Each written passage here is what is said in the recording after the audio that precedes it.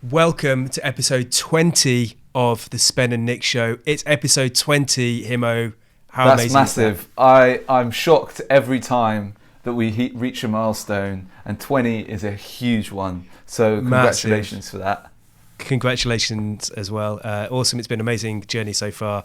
Got a lot more of these to do. And I think I feel like it would be remiss of us at this point not to highlight what's going on in the world. Everyone, of course, knows coronavirus is widespread. In the UK, we're pretty much on full lockdown now. And I just want to emphasize the importance of that lockdown. Make sure you stay inside, folks. We want to try and get as many people through this as possible. But we do have some good, positive stuff to be talking about. Things that we can turn our attention to and focus on during this crisis period. So, Himo, tell us what we're going to talk about today. Well, I was listening to the first episode of Professor Scott Galloway's new podcast. I think it's called the Prof G Show. And he had a guest called Professor Asworth Damodaran. And on it, he shared some criteria around what he thought was going to show which companies were going to do well and which companies were going to do not so well during the crisis. And while listening to it, as you know, Spencer, I always think in business model canvases.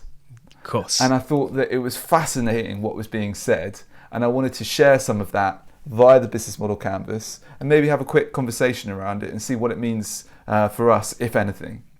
Perfect. Let's do it. Excellent. So I'm not going to talk about all the things that Professor Asworth Damodaran talked about, but there were a few key things. And he said, if we look at the business model canvas, what he said was that the companies that are going to really survive and do well are the ones that have got like cash. Yeah.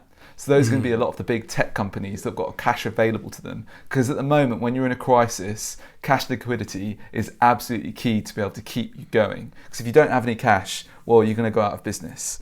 So I thought that an absolute if you think of it on the business model canvas, we can say that is a key resource, right? So I'm going to put that in there now.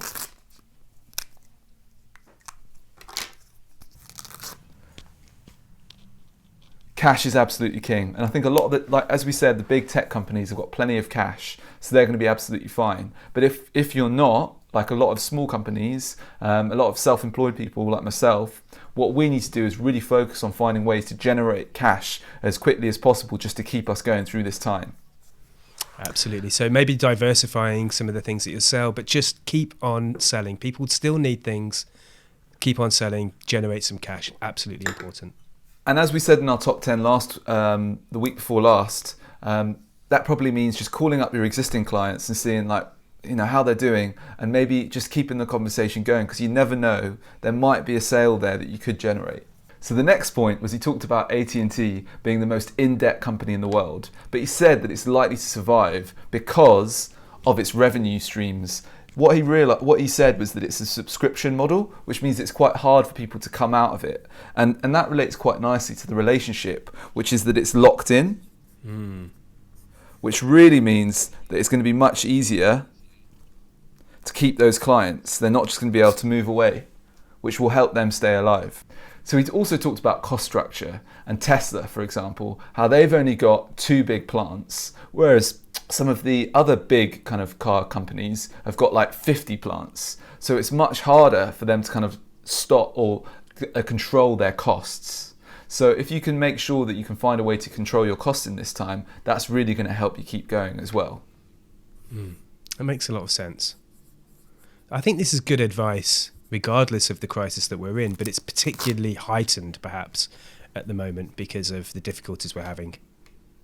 Definitely. So I think this is taking it one stage further from what was discussed on the podcast, but definitely I think what you want to do is, if you're a person that's got cash as a key resource, fantastic. A person or a company that's got cash as a key resource, that's great. That's going to put you in a good position. If you haven't, you need to find ways to try and release or attain more cash. If you're in a business, that probably means trying to sell more, which could be easier said than done, but you've got to try and do your best.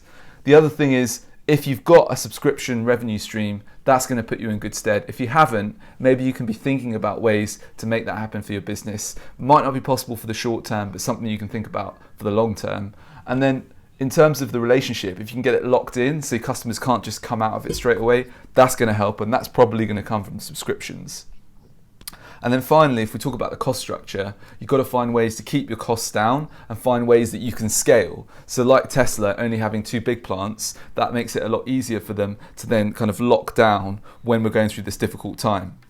So yeah, I just thought it was super interesting applying what Professor Damodaran was saying and applying it to the business model. So what do you reckon, Spencer? Is there anything else that you take from that? No, I think it makes a huge amount of sense. And again, I want to come back, I guess, to the point that this is good business practice anyway. I think that for a long time we've had bubbles of fundraising and not necessarily finding revenue models early enough, and that's kind of created bubbles that have been really difficult for some organizations to navigate through. So I think that, you know, finding that good business model, subscription services, lock-ins, SaaS companies, they're the ones perhaps that are going to thrive that a bit more at the moment. And actually, they're really good models for the future anyway. One thing that really interests me at the moment about what's going on is whether or not this is kind of people are talking about whether this is going to be a bit of a reset on the world, reset on the way that we consume, the way that we interact, the way that we communicate, the way that we live our lives, and the way that business is done as well. And I think that to a certain extent that's going to play out. But what I think is going to be really interesting to see whether it plays out fully or whether we regress back to the mean and we kind of come back to where we are now really quickly, because there's such amazing lessons that we can take from the things that are happening right now, and hopefully enables us to live better lives for a long period of time. So I know that's a diversion away from the kind of topic, but I think the things that we're talking about right now are so good for businesses in general through the crisis period, of course, but I really want to be able to see them kind of carry on for much longer as well. I don't know, what are your thoughts around that? No, I think that's great. These are things that you could definitely try and apply all the time that are going to help you have more longevity. And that's what we're talking about, right? Longevity, sustainability, living good lives. Definitely.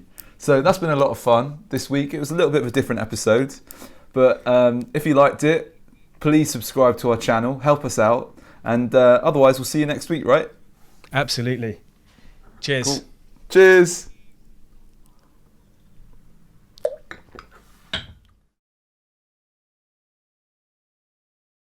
What do you reckon? Do you reckon we can make an episode out of that? I think we've got an episode easily. Yeah. Cool. Perfect. Definitely.